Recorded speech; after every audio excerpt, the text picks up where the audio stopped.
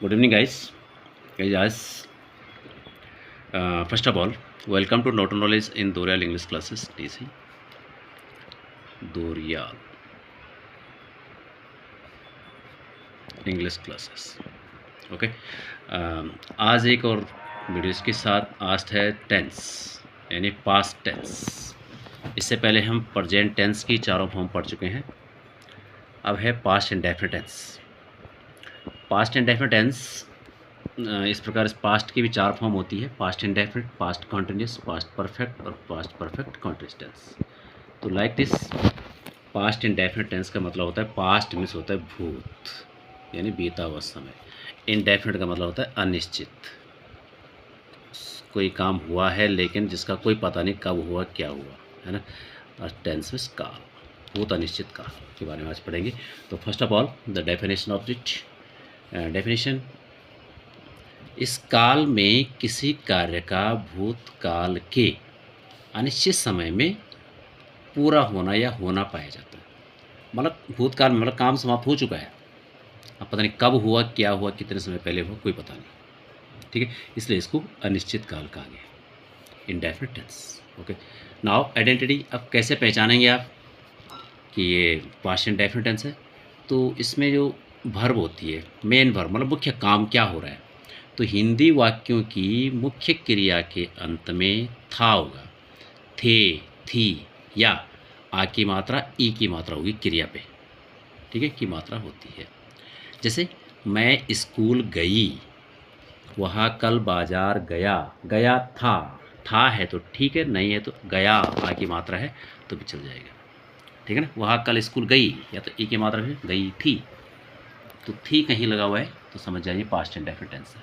Okay अब इसका सामान्य रूल मतलब जनरल रूल, सामान्य नियम कि एफर्मेटिव, नेगेटिव और इंट्रोगेटिव कैसे कैसे बनाए जाते हैं। तो सामान्य रूल है ये सबके लिए, तीनों के लिए।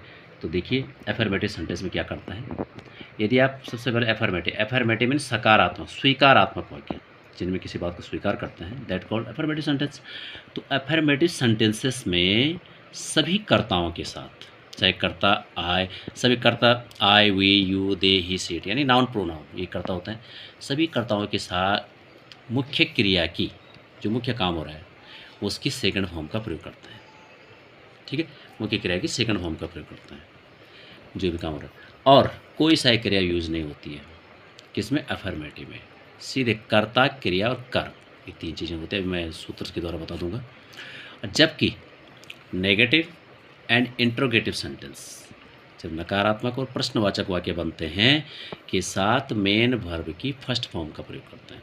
देखो एफर्मेटिव में मेन वर्ब की सेकंड फॉर्म और नेगेटिव एंड इंट्रोगेटिव में मेन वर्ब की फर्स्ट फॉर्म का प्रयोग करते हैं, और सहायक क्रिया डिड का प्रयोग करते हैं। यानी जहाँ कहीं भी हेल्पिंग वर्ब डिड लगेगी तो वहाँ मेन वर्ब फर्स्ट फॉर्म आती है, ठीक है।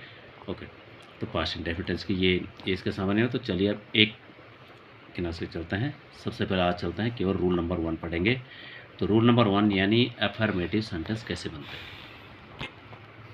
एफर्मेटिव सेंटेंस का मतलब होता है स्वीकारात्मक, स्वीकारात्मक जिसमें किसी बात को स्वीकार किया जाता है, एक्सेप्ट किया जाता है, दैट कॉल्ड स्वीकारात्मक वाक्य।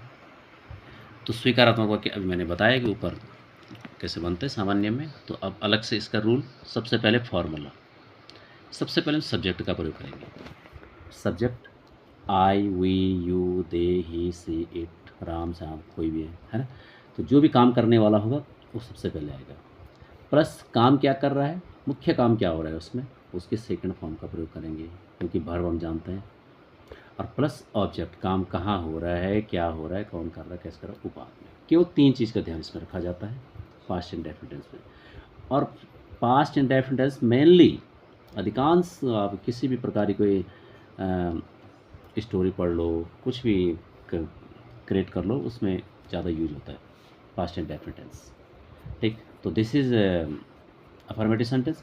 तो सबसे पहले कर्ता, मुख्य क्रिया की सेकंड फॉर्म प्लस ऑब्जेक्ट, ठीक। जैसे यू, जैसे यू प्लेड वेल यस्टरडे, इसका मतलब है तुमने कल बहुत अच्छा खेला, या तुमने कल बहुत अच्छा खेला था, या था नहीं है तो खेला।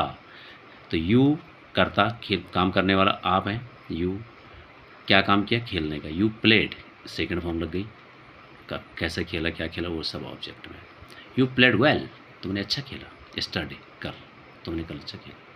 Like this I wrote a letter to my friend, मैंने अपने दोस्त को एक पत्र लिखा, या मैंने अपने दोस्त को एक पत्र लिखा था, इसकी हिंदी है लिखा था, तो करता कौन है, मैंने यानी आई, और काम क्या हो रहा है, लिखने का, तो राइट के सेकंड फॉर्म आई रोट, मैंने लिखा था, अ लेटर एक पत्र, करता क्रिया कर, ये इसमें कॉम्प्लीमेंट कई चीज़ें होती है, आगे कई चीज़ें होती है। तो I wrote a letter to my friend, मैंने अपने दोस्त को एक पत्र लिखा।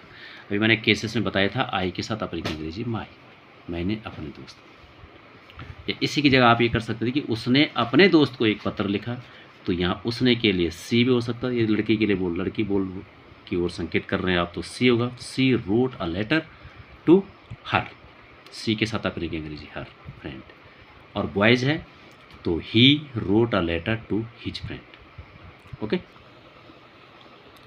ठीक है, I wrote a letter to my friend, मैंने अपने दोस्त को पत्र लिखा। चलिए इसके बाद है we worked hard last year, हमने पिछले साल बहुत मेहनत की मैंने बोला था ना, एक की मात्रा पे छोड़ देंगे, या की थी था ते लगा देंगे, तो वी करता है worked, main work second form है, hard work, we work hard, ये verb I last. Ram called me here, Ram ने मुझे यहाँ बुलाया था, राम कॉल्ड, राम करता है, called second form object. She went to market with her friend, she went वहाँ गई, टू मार्केट वहाँ बाजार गई, विद हर फ्रेंड वहाँ अपने दोस्तों के साथ बाजार गई थी। इस प्रकार रूल नंबर 2 नेक्स्ट वीडियो में पढ़ेंगे। रूल नंबर 2 यानी negative, rule number 3 interrogative. Interrogative भी 2 प्रकार के होते हैं, वो सारा डिटेल्स आपको बता दिया जाएगा। आज के लिए इतना ही, तो देखते रहिए and try to understand. Okay, thank you, thanks for watching. Please share and subscribe to your friends, relatives. Okay, thank you.